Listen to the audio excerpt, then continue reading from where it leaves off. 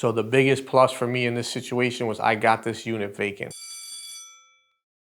When I can buy a vacant multifamily, and I know I can get it vacant and I can keep it vacant and sell it vacant, the speed to sell is so much faster. The ease to show is so much faster. The ability to finance is so much easier. The ability to not kick tenants out and deal with evictions and deal with bad showings and deal with people complaining about the house is so much better. So when I look at a property, the biggest thing that I analyze as far as a multifamily, who am I getting with the property? How can I get them out? And will I ever be able to get both or three units vacant? And if I can get both or three units vacant, it has a ton of value. How many of us have had buyers that want to live in or have their family live in or their friends live in and they live on one floor and you can't get it? Or how many deals have we had that fell apart because the tenants won't be out in time? Or we get to the point where it's supposed to close and now we're trying to evict people and it never goes through. So the biggest plus for me in this situation was I got this unit vacant.